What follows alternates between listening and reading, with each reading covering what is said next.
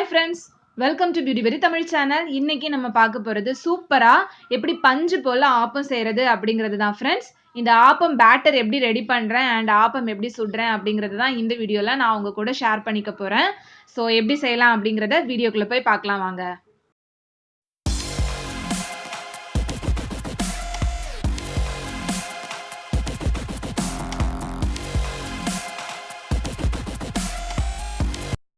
வீடியோக்குள்ள போறதுக்கு முன்னாடி நீங்க என் சேனலை ஃபர்ஸ்ட் டைம் பார்க்கறதா இருந்தா கீழ இருக்கிற ரெட் கலர் சப்ஸ்கிரைப் பட்டனை கிளிக் பண்ணி சப்ஸ்கிரைப் பண்ணிக்கோங்க. கூடவே பக்கத்துல இருக்கிற பெல் சிம்பலையும் கிளிக் பண்ணிக்கோங்க.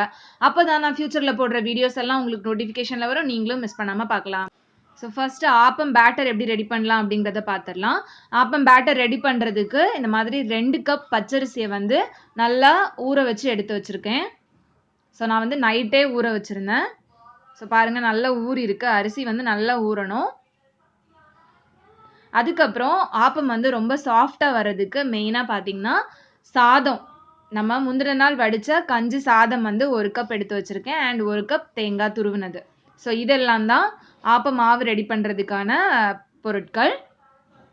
ஸோ சாதம் ஆட் பண்றதுனால ஆப்பம் வந்து நல்லா சாஃப்டா வரும். ஸோ நீங்க இதை வந்து ட்ரை பண்ணி பாருங்க. இப்போ வந்து எடுத்து வச்சிருக்கிறது எல்லாத்தையுமே வந்து அரைச்சி எடுத்துடலாம். ஸோ ஒரு மிக்சி ஜாரில் எடுத்து வச்சிருக்கிற அரிசியை வந்து நம்ம ஆட் பண்ணிடலாம் கொஞ்சம் கொஞ்சமா.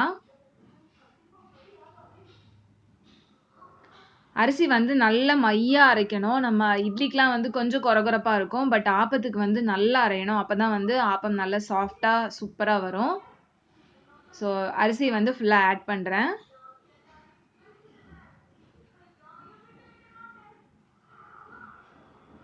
ஸோ அதுலேயே வந்து கொஞ்சம் தண்ணியை ஆட் பண்ணி நம்ம அரைச்சி எடுத்துட வேண்டியதான். ஸோ இப்போ ஃபுல்லா அரைக்க வேண்டியதான், நல்லா அரைக்கணும்.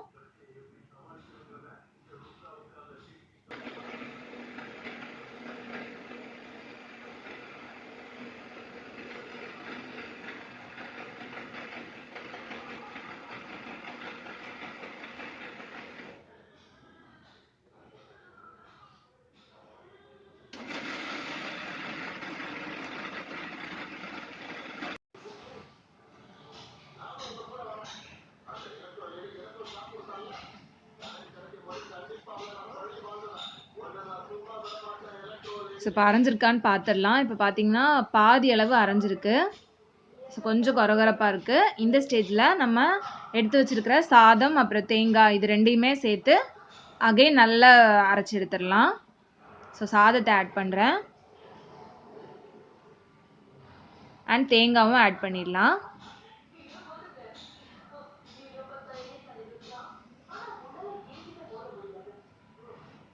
ஆட் பண்ணிவிட்டு கொஞ்சமாக தேவைக்கேற்ப தண்ணியை ஆட் பண்ணி நம்ம நல்லா அரைச்சிடலாம்.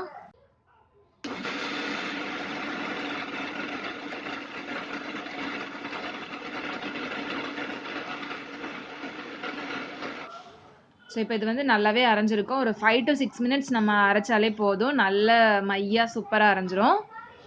ஸோ ஆப்ப மாவு வந்து இந்த மாதிரி மிக்சியில் அரைக்கிறது வந்து ரொம்பவே சிம்பிள். ஸோ பார்த்தீங்கனாலே தெரியும் எவ்வளோ தூரத்துக்கு நல்லா அரைஞ்சிருக்கு அப்படின்னு சொல்லிட்டு. கொஞ்சம் தண்ணியாக இருந்தால் கூட பரவாயில்ல, நம்ம வந்து தோசை மாவு கன்சிஸ்டன்சி வரக்கூடாது, கொஞ்சம் தண்ணியாக தான் இருக்கும். பார்த்தீங்கன்னா நல்லா அரைஞ்சிருக்கு. ஸோ இப்போ இதை வந்து நம்ம ட்ரான்ஸ்ஃபர் பண்ணிடலாம். ஸோ இப்போ அரைச்ச இந்த ஆப்ப மாவை வந்துட்டு நல்லா புளிச்ச தோசை மாவு மிச்சம் இருந்துச்சு அப்படின்னா அது கூட சேர்த்து ஊற்றி நல்லா மிக்ஸ் பண்ணி வச்சிடலாம். ஸோ இந்த மாதிரி வைக்கிறதுனால ஆப்ப மாவு வந்து சீக்கிரமாக புளிக்கும். ஸோ நல்லா ஃபர்மனண்ட் ஆகி நல்ல ஒரு சாஃப்டாக ஆகும். அந்த மாவு பார்த்தாலே வந்து நல்லா சாஃப்டாக இருக்கும். ஸோ ஆப்பமும் வந்து நல்லா சாஃப்டாக கிடைக்கும். ஸோ நான் இப்போ இது கூட ஊற்றிட்டேன், நல்லா மிக்ஸ் பண்ணிக்க போகிறேன். ஸோ அந்த மிக்சிலையும் கொஞ்சமாக தண்ணி ஊற்றி அகெயின் ஒரு அடி அடிச்சுட்டு இது கூட நான் ஆட் பண்ணுறேன். ஸோ இப்போ இது கூட ஆட் பண்ணியாச்சு. இது வந்து நல்லா மிக்ஸ் பண்ணிக்கலாம்.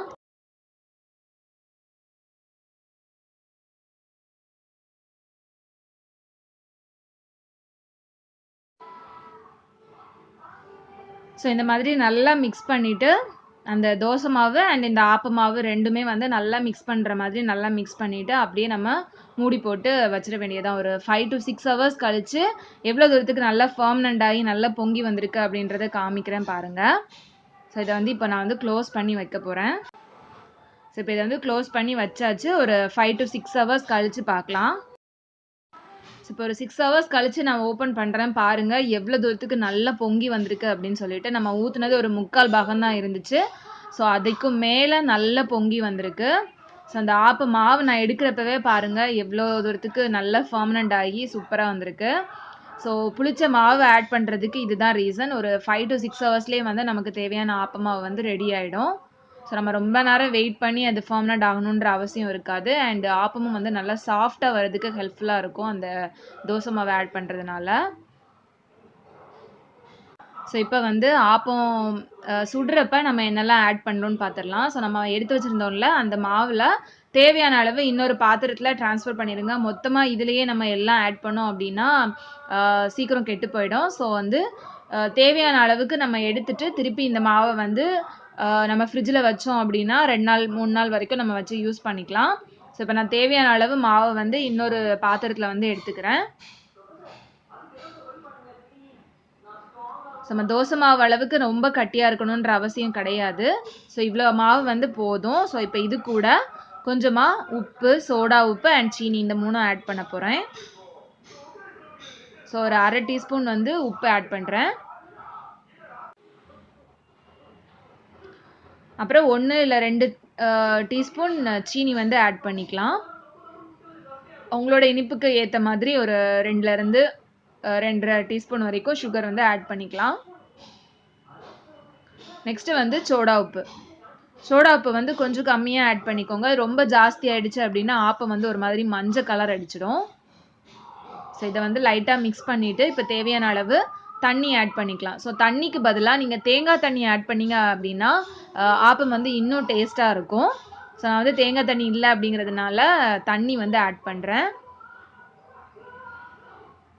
ஸோ ஆப்பம் பேட்டர் வந்து கொஞ்சம் தின்னாக தான் இருக்கணும். நம்ம தோசை மாவு அளவுக்கு வந்து ரொம்ப கட்டியாக இருக்கக்கூடாது. அப்படி இல்லை அப்படின்னா ஆப்பம் நம்ம சுற்றி விடுறப்ப ஒழுங்காக வராது. ஸோ கொஞ்சம் தின்னாக இருக்கிற மாதிரி பேட்டர் ரெடி பண்ணலாம்.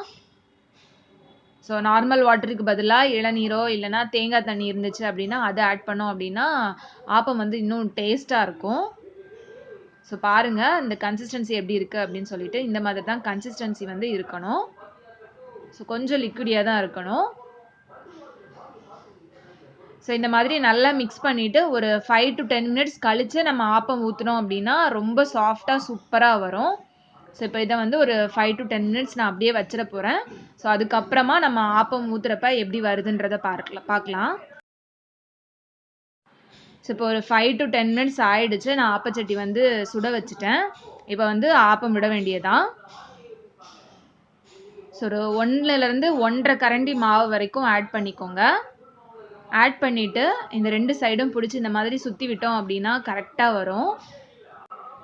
ஸோ இந்த மாதிரி சுற்றி விட தெரியலை அப்படின்னா நம்ம நார்மலாக தோசை விடுற மாதிரி கரண்டி வச்சு கூட நம்ம சுற்றி விட்டுக்கலாம். அண்ட் நடுவில் வந்து இந்த மாதிரி கொஞ்சம் மாவு வந்து தங்கி இருக்கிற மாதிரி இருக்கும். ஸோ அப்படி இருந்தால் தான் நமக்கு ஆப்பம் வந்து கரெக்டாக இருக்கும்.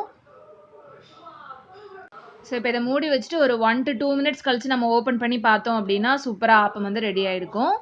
ஸோ ஒரு 2 மினிட்ஸ் ஆகிடுச்சு. பாருங்கள் சைட் ஃபுல்லாக நல்ல ப்ரௌன் கலரில் சூப்பராக ஆப்பம் வந்து ரெடி ஆகிடுக்கு. ஸோ பாருங்கள் எவ்வளோ சாஃப்டாக இருக்குது அப்படின்றது உங்களுக்கு பார்த்தாலே தெரியும். ஸோ சைட்லலாம் நல்லா மொறு மொறுன்னு ப்ரௌன் கலரில் அண்ட் சென்டரில் வந்து அந்த ஆப்பம் வந்து ஒயிட் கலரில் சூப்பராக ரெடி ஆகிருக்கு. ஸோ அவ்வளோதான் ஃப்ரெண்ட்ஸ். இந்த மாதிரி தான் நான் சிம்பிளாக ஆப்பம் ரெடி பண்ணுறது. ஸோ ஆப்பம் பேட்டர் ரெடி பண்ணுறது வந்து ரொம்பவே சிம்பிள். கொஞ்சமாக நீங்கள் சாதம் எடுத்து வச்சிட்டிங்க அப்படின்னா தேவையான அளவு ஆப்பம் மாவு வந்து நம்ம சீக்கிரமாக ரெடி பண்ணிடலாம். அண்ட் ஆப்பமும் வந்து இந்த மாதிரி சூப்பராக சாஃப்டாக மெதுன்னு வரும். ஸோ நீங்களும் கண்டிப்பாக ட்ரை பண்ணி பாருங்கள். அண்ட் இந்த ஆப்பத்து கூட காம்பினேஷன் பார்த்தீங்க அப்படின்னா சட்னி சாம்பார் ரொம்ப சூப்பராக இருக்கும். Plus chicken gravy, mutton gravy இந்த மாதிரி கிரேவிஸ் நல்லாயிருக்கும், குருமா நல்லாயிருக்கும். இல்லைனா நார்மலாக தேங்காய் பால் வச்சு சாப்பிட்டா கூட அவ்வளோ சூப்பராக இருக்கும் ஃப்ரெண்ட்ஸ். ஸோ ட்ரை பண்ணி பார்த்துட்டு எப்படி இருக்குது அப்படின்ற உங்களோட கமெண்ட்ஸை சொல்லுங்கள் ஃப்ரெண்ட்ஸ். இந்த வீடியோ உங்களுக்கு பிடிச்சிருந்துச்சுன்னா மறக்காமல் லைக் பண்ணுங்கள், கமெண்ட் பண்ணுங்கள் அண்ட் உங்கள் ஃப்ரெண்ட்ஸோட ஷேர் பண்ணுங்கள். உங்கள் எல்லாரையும் சீக்கிரமே நெக்ஸ்ட் வீடியோவில் மீட் பண்ணுறேன். அது வரைக்கும் bye friends and thanks for வாட்சிங்.